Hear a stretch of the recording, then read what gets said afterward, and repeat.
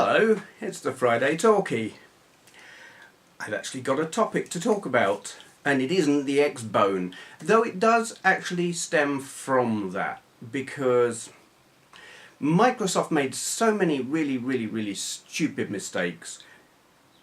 They have gone back on that now, you know, done the big U-turn, so maybe their system won't fail. But what this got me thinking about was other systems that failed or weren't as successful as they should have been. And I kind of started thinking, let's have a look at some of them and maybe ponder why they didn't do as well as they might. So I'm going to start at the start.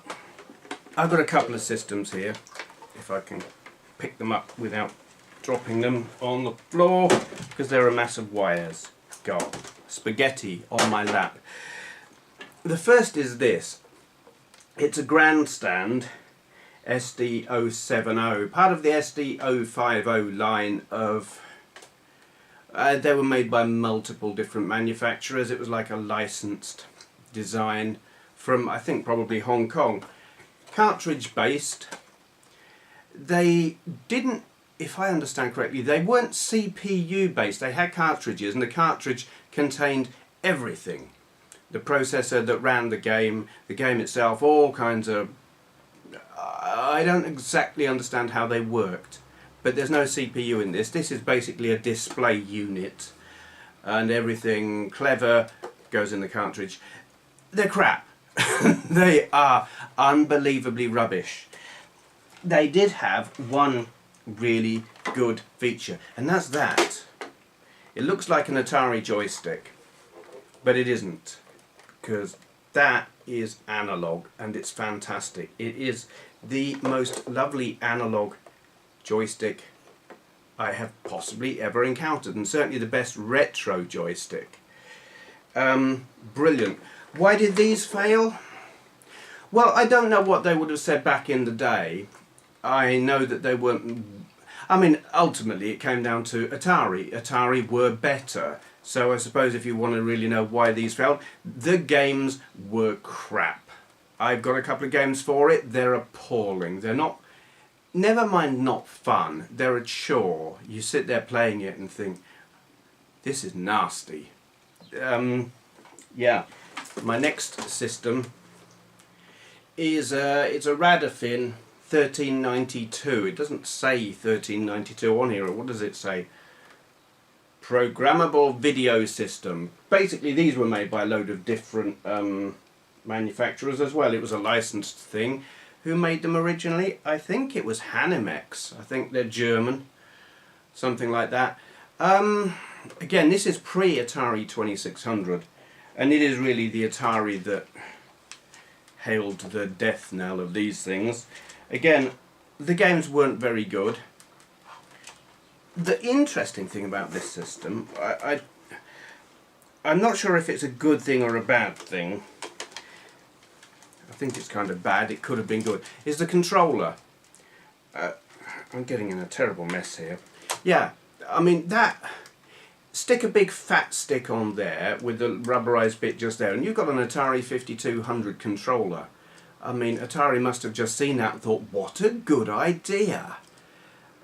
Clearly they didn't learn from the lack of success these things had. They probably didn't sell because the games weren't as good as Atari. But part of the reason for that is this is non-self-centering analog. Clever that you've got all the buttons. I think that was a novelty. It was potentially good, but I don't know if they ever got used to any degree. Certainly they were copied in that sense by, you know, the Mattel Intellivision and the ColecoVision. Putting lots of buttons on your controller became a thing for a while, but, well, they didn't do that well, really, I suppose. Atari tried doing it again themselves on the Jaguar. If they're placed like that in a grid, it doesn't work. You can put your overlays on it, but you've got your game there, you're holding your thing here, you take your eyes off to work out which button you've got to press, you look back up, you're dead. Yeah, nice to have lots of controls, but if they're not ergonomically positioned so you can push them without looking, it don't work. Is that why this failed? I don't know. I mean, I don't know what sales were like on this, but have you heard of one? I know one or two people have, but you say Atari, people know what you're talking about. You say 1392, oh? Let's leap forward a bit, shall we? We'll have a look at this joyous little beast. God. It is the Commodore 64 GS. Commodore 64 game system. I refer to these sometimes and people hear me say 664. They don't know what the GS means, so they think I'm talking about the computer, and I'm not. It's a games console. It is a Commodore 64 with the keyboard ripped off and all the useful stuff around the back taken out. And it is stupid. Apart from the fact that the Master System and the NES were already out. That's the thing. Commodore had seen consoles are working again. They're selling. People are buying them. Let's get in on the act. So at the time that the Mega Drive had already been announced, and there were already very capable 8-bit systems on the market that were dominating, let's be fair, Commodore said, yeah, there's a market there for an 8-bit games console. Let's just rip the keyboard off the C64. It'll, you know, we've got lots of Commodore 64 cartridge-based games, so it can play them. Great. Problem is, an awful lot of them require you to use the keyboard, even if it's just press the start button, or whatever button it is. Press F1 to start. There are no function keys. There are no keys. Nothing. So a big fraction of the Commodore 64 cartridges don't work on this. So there was this big library and people were thinking, yay, game cartridges, we'll buy some of them, and they bought them and it didn't work. Stupid, very stupid. So games had to be adapted. I mean, what have we got on here? International Soccer. I've got the Commodore 64 version of International Soccer as well, and it'll load into this, but I can't select one player. I can play a 2-player on here, no problem, but can I play it 1 player? No, because you have to press a function key, and this doesn't have one. So very stupid idea in terms of software availability, and the market for 8-bit consoles was pretty well saturated, and the 16-bit stuff was on the way. These didn't sell at all, which makes them quite rare. As a collector's item, it is a really cool thing to have, because these sell for a good couple of £100 on eBay. I've seen them sell for 300. I saw one sell for 700, but the person who bought it was an idiot, and I saw him trying to sell it within a couple of weeks of buying it, and he was trying to get for it what he paid, and no one was, and it didn't sell. I paid a tenner for this at a car boot sale. I had no idea that it would become such a sought after item, but there it is. A really stupid idea on the part of Commodore, but they were quite good at doing stupid things at that time. This is an example of that. Obviously, Commodore were not alone in having stupid ideas. This is the Amstrad GX4000. It is a CPC 6128, or is it the CPC 464 Plus? It's the Plus model with the keyboard ripped off. Still got a load of stuff on the back, some of it fairly, you know, scar out. Oh, yeah, loads of stuff on them. Some of it I don't know what it is. I got slated for not knowing. You got 2 power things on the back here. I guess one is for powering it from the monitor. I would have to look at the manual to know exactly what everything is, and I'm not going to, and the people who say, you don't know what you're talking about, can just piss off, because I don't care. But this has exactly the same problem as the C64 GS. It was an 8-bit system coming into what was on the brink of being a 16-bit market. The NES and the Master System were, if not coming to the end of their commercial life, they were certainly getting middle-aged. The Mega Drive was on the way. It wasn't quite here yet. The Amiga was, and the ST, I'm pretty sure, were out by then. And that's not even the biggest problem. The biggest problem was the games that were available for this were not... At best, they were rejigged versions of CPC games that you could buy on tape for a fiver, and for this they cost like 30 quid, 25, 30 pound on a cartridge. People were like, why am I going to pay all that extra money when I can just play it on my little computer, if they had an Amstrad? It didn't make sense. It was, I mean, it was slightly more powerful than a CPC 464 6128 in that it had some extra colours on it that could only be accessed through cartridges. There were some benefits, but it was never really programmed to the best of its abilities. You know, that they were just cheap ports. Slap them on a cartridge, sell them for extra money. Failed. These, curiously, don't now command the kind of prices that the C64 GS does. Between 25 and 50 pounds you'll see these selling for. Finding games, on the other hand, is an awful lot harder. I think there must be an awful lot of people out there who've got this and Burning Rubber and nothing else, because trying to find the games was hard, and when you do find them on eBay they cost a bloody fortune. Very nice looking though. I think it looks like a Cylon Raider from the original series Battlestar Galactica. Meh.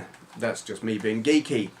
Of course, Atari did the same thing. They did the XEGS, which was Atari XE with the keyboard ripped off, blah blah blah, 8-bit computer sold as a console, which Atari had done previously with the 5200 in America. I mean, there can't be much between an XEGS and a 5200 except moderately better controllers, and it... Does it look better? I don't know, it's not as massive. And it had a keyboard. So, I've talked a little bit about this already. Oh god, it's big and heavy. The Philips CDI, I mean, you'll be getting a little bit familiar with what this is capable of, or not capable of, with the videos I've been releasing this week. It was sold as a multimedia entertainment system. So, you know, video CDs, music, games, whatever, photo CDs, I guess. And it was sold as like home electronics rather than a games console. And it didn't do very well. So Philips, not to admit defeat, to make sure people had lots of choice, if you didn't want that one, well, you could buy this one. Yeah, I've got two of them. They're moderately different. This is the cheaper one. That other one has the video decompression cartridge, so it'll play MPEG-1 video CDs. This will not play video CDs. It doesn't have the expansion do for what's it. So this is effectively a CD player and games console in a big heavy box that won't play video CDs. And it was cheaper. But you could stick the thingy in the back. Kind of rendered it sort of pointless that it wouldn't play them out of the box. Oh, that's heavy. Needless to say, they didn't sell very well either. I don't know what sales figures were. I probably should have looked it up, but I haven't, so no. But Philips realised, okay, these aren't selling either. People aren't buying them to watch video CDs because video CDs were kind of crap, let's be honest. You had this disc that would play movies at about the same kind of quality as VHS. It didn't have that fuzzy kind of muddy thing going on that you got with VHS, but you got all the blocks. It was like watching a low-res, low-quality YouTube video. And if you paid for that, well, you would be pretty pissed off.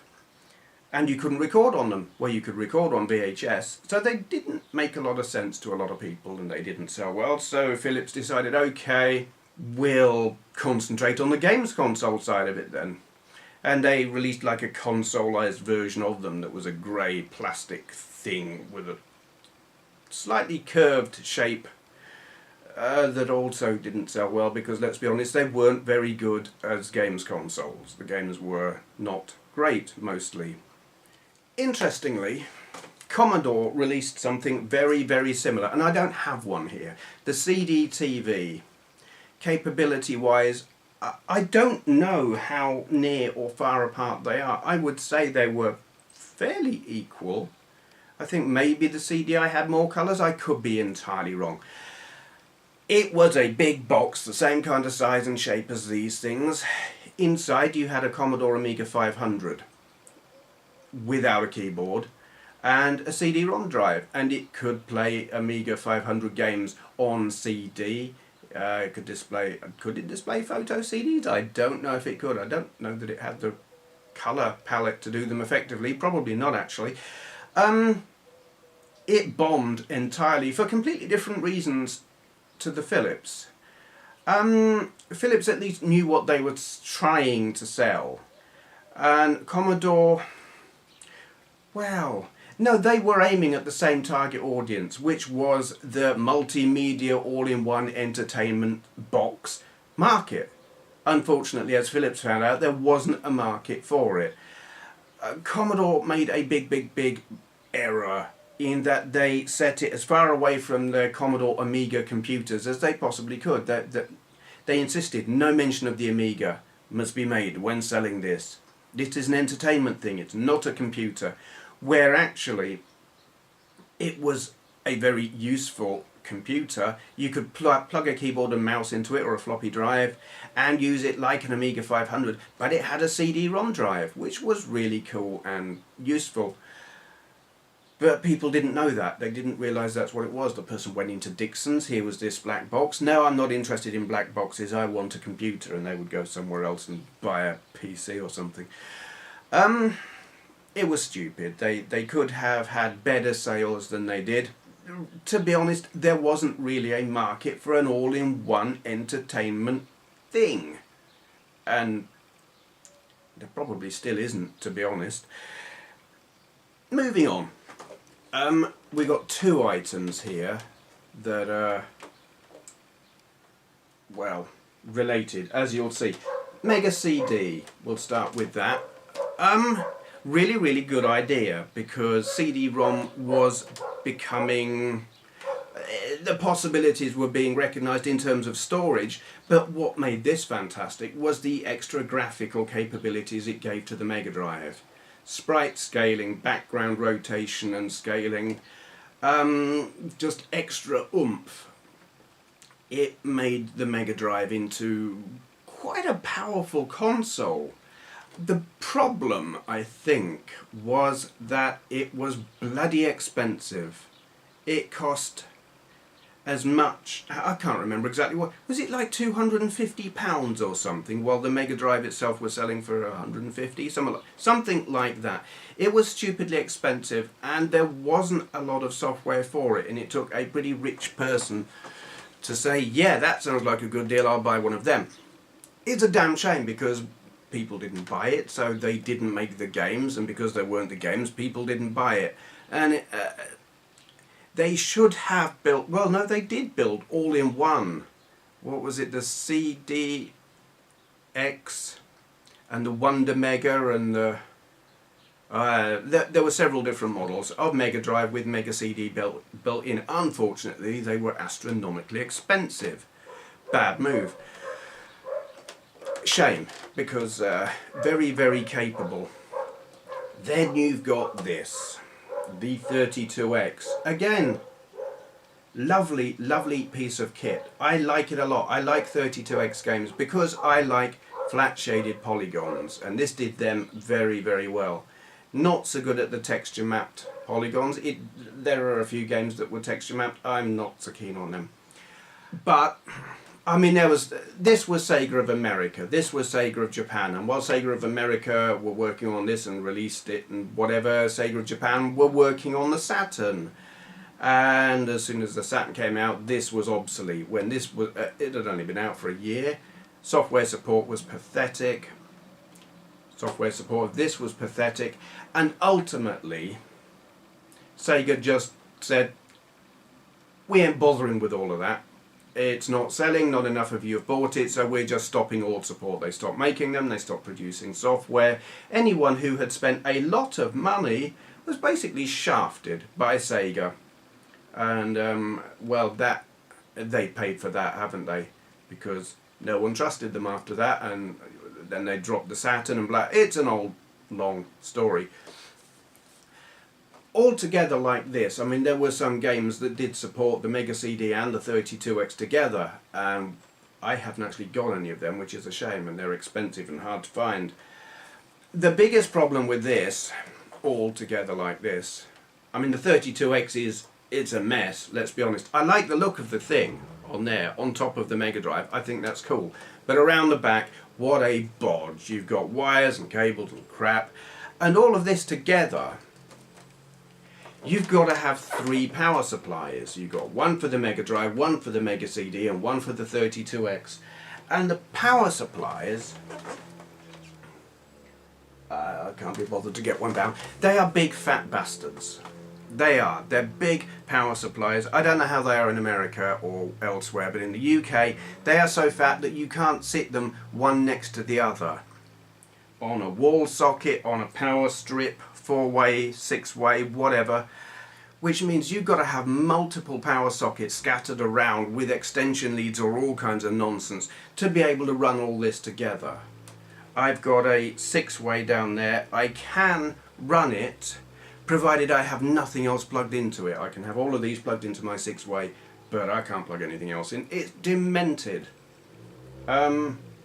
Which ultimately makes this a very inconvenient system to use unless you've got a lot of power sockets. Sega didn't have a monopoly on doing stupid things at that time though. This is the Virtual Boy. I love the Virtual Boy. This is my second favourite piece of Nintendo hardware. I'm not a fan of Nintendo, I've said it very often. I love the Game Boy Advance, I like the Game Boy. I quite like the SNES, but I love this. But it bombed. Utterly, utterly, utterly bombed. Mainly because it was not complete. It was underdeveloped. What's his name? Gunpei Thingamajig, who was designing it, they said, build this, and he started work on it, and Nintendo was struggling, the SNES was dated, the N64 was in no way ready, they needed a stopgap. Gunpei wanted another year to work on this, and they said, no, that's ready, we're releasing it now. Flimsy stand, display is red. Focusing, not really an issue, but some people have no problem with it and some people got blinding headaches. I get blinding headaches if I use this. Maybe it's because I wear glasses.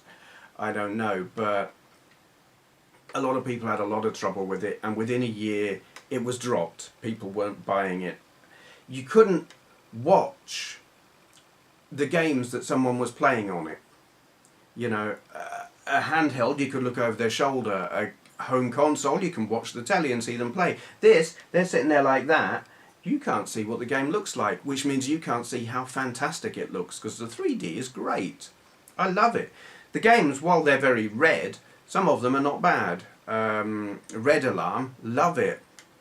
The tragedy is, Gunpei was not ready to release this. He said, no, it's not finished, I need another few months or whatever, and Nintendo said, no, we're selling it now. And then when it bombed, they blamed him and treated him like shit, made his life hell to the point that he left. Tragedy, absolutely. They treated him appallingly, and I think that says a lot about Nintendo in general. I love this. Very, very flawed. Yeah, I guess I'm not surprised that it didn't sell, but I do think it's a damn shame. I wish there were more games for it. And then you get this. This is the Panasonic 3DO. 3DO as a company just sold the design, the technology. They licensed it to electronics companies like Panasonic, who then built the console. And here's the thing, the 3DO company didn't dictate the price. So while they designed a very, very capable games console, I think it's not quite up there with the PS1, but it ain't far off. And actually, I mean, the draw distance on Road Rash on here is better on the 3DO than it is on the PS1. And it's quite a powerful system. It's impressive. It wasn't supported as well as it should have been. And the problem was the price. Because the 3DO company didn't dictate the price, the electronics companies were like, hey, this is a really powerful machine, we can charge what we like, $700. I don't know what they sold for in the UK when they first came out, but $700 was insane. So they didn't sell. And by the time the companies selling them realised that they were being stupid, it was too late. PS1 was out, Saturn was out, Jaguar was out. Yeah, actually the Jaguar had very little effect on the sales of this, I think, and bombed itself. Anyway, yeah, just very, very good console, too expensive, utter greed. That's what that came down to. It was just greed caused this to bomb. Shame, because this, I think, is one of the nicest looking games consoles ever made. That is a gorgeous design, and I love it. I think I'm going to end with this. There are other systems that I could talk about in great detail that also bombed for various different reasons, but this, well, I've talked about it several times. The Gamecom, very, very clever in some aspects of its design. It played games, got 2 cartridge slots, it had internet access, fairly good battery life, I suppose, touch screen, PDA functionality, licenses of some big name games. All of these things sound very impressive. Unfortunately, the execution of it is abysmal. The D-pad is horrible, the buttons are alright, but it's the screen. The screen lets this down so appallingly. The touch screen, while being a very piss poor resistive, does work in terms of touch screen. Visually, as soon as anything moves on this, you can't see it, which renders it, for playing any kind of action game, I mean Defender, please, renders it useless as a handheld games console. It's just the ultimate example of a good idea done really, really badly, purely for the sake of cost cutting. If they'd have just paid a little bit more and put a decent screen on this, might have succeeded, maybe. It certainly wouldn't have been the abomination that it is. So, yeah, Microsoft might have dropped a clanger, but they're not the only ones. And I think, I mean, there are lessons to be learned from all of these consoles. And, well, what are they? It needs to know what it is, I think, is the most important lesson that a lot of console designers and manufacturers need to learn. What are you selling? Is it a games console? Is it a multimedia entertainment system? Because if it is, do people know what that is? And even if they do they want one? Philips and and Commodore tried it. They thought, yeah, that's a good idea, and maybe it is. Having an all-in-one thing that does lots of things, cool idea. But do people want it? Back then, not so much. If they had sold the CDI and the Mega CD as a games console, they just happened to do these other things, maybe they'd have had a lot more success. But to sell them as some kind of video player that just happened to be a games console, yeah. And CDI, well, they were all expensive. They were. I don't actually remember what they cost, but cost came into it, and there, as Panasonic and the 3DO proved, you can't make it too expensive. Sony found this with the PS3. If you're gonna, it doesn't matter how impressive a piece of kit is, if you sell it for too high a price, it ain't gonna sell. Other lesson? Yeah, get into the market too late and you're wasting your time. You can't flog old tat into a new market. And even if it's not tat, even if it's well made, if it's out of date, it doesn't matter if it's cheap, it ain't gonna sell if there's new stuff just around the corner. And Do we have an example of that now? I think we might. It's called Ouya. I like the idea of the Ouya. I was all for. I didn't support it. I didn't invest or anything like that. But I like the idea because at this point we were hearing all the horror stories about Microsoft and PS4, all the restrictive nonsense, and here was the Ouya, and it was going to be no restrictions. But with Microsoft doing a U-turn and Sony being canny and saying, yeah, we ain't doing that crap, I think the appeal of the Ouya may slump. It's cheap, but it's dated. And with all the pads and everything around that can do all of that already, if you can plug your pad into your TV and you can use a joypad with it, there is no need for an Ouya. I think they may...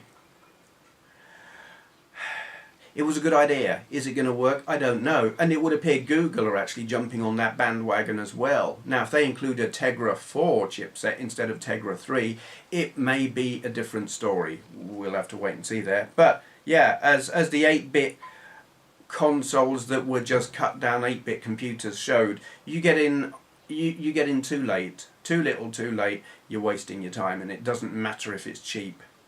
What did Sega learn, or what can we learn from Sega with the Mega CD and the 32X?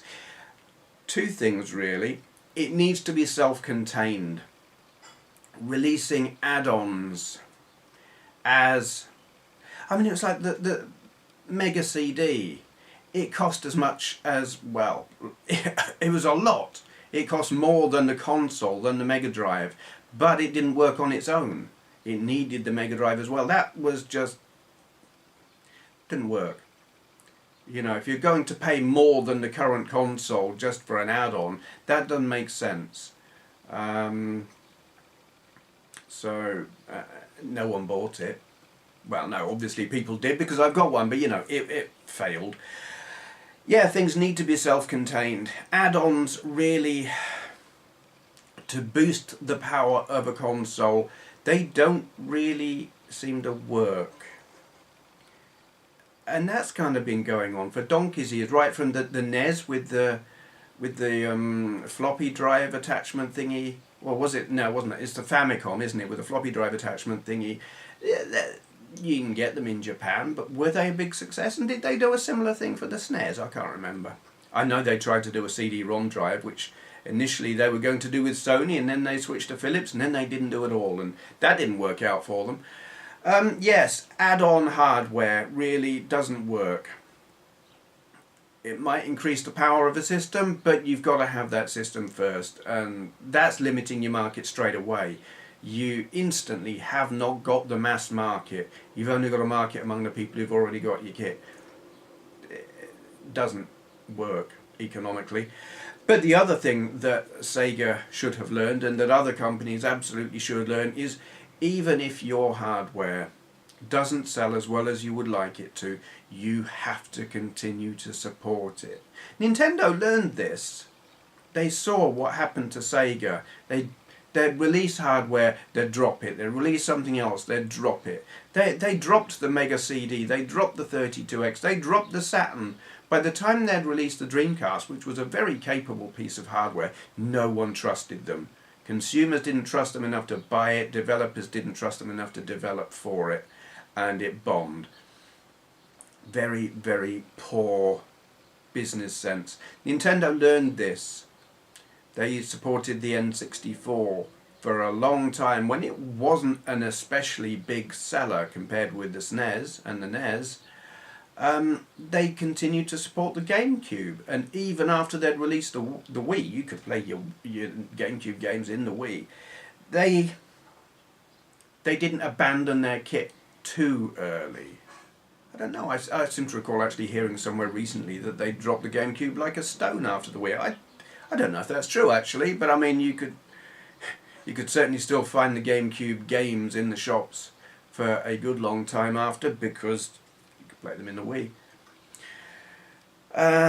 Microsoft dropped the Xbox like a stone after they released the 360. I think they're learning not to do that now with the 360.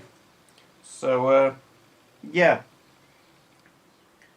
And from Nintendo, we and they can learn it's got to be finished. For God's sake, don't release your console before it's finished, because a big electronic mess don't sell well. People don't like it. It's got to be right.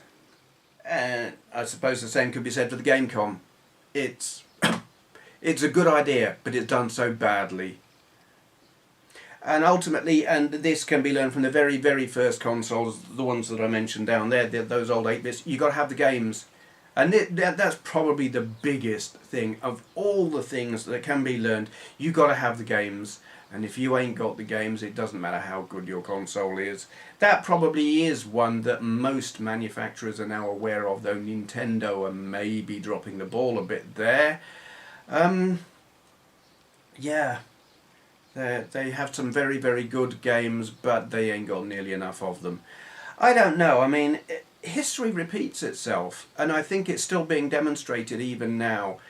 Companies, gaming companies, probably all companies, but certainly in the gaming market, hardware-wise, the lessons have not been learned. History is repeating itself. Microsoft learned nothing from the CDI and the Mega CD, and even the 32X, really. They've forced the bloody Connect thing on people. They don't want it, and if it was an optional extra, they wouldn't buy it.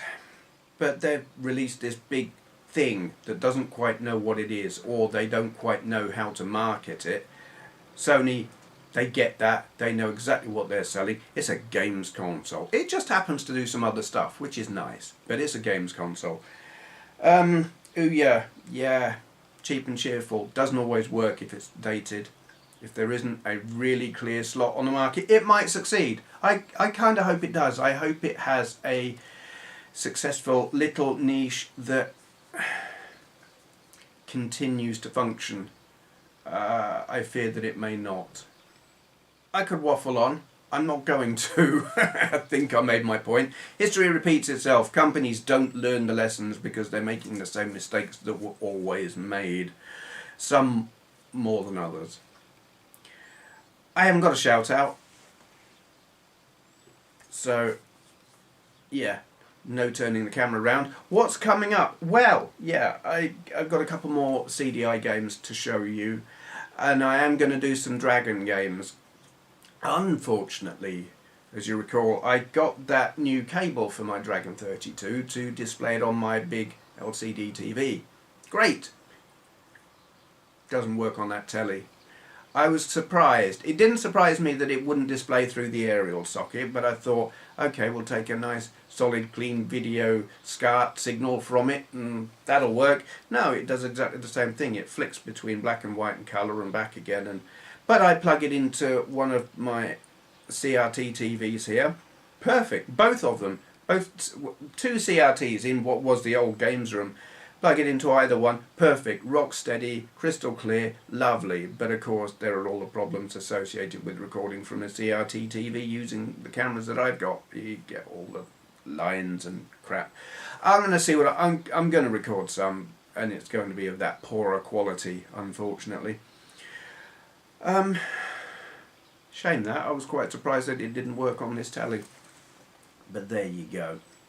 Anything else coming up? Probably not. I'm making it up as I go along. Again. Yeah. Nope, got nothing else to tell you. So I'm going to shut up now.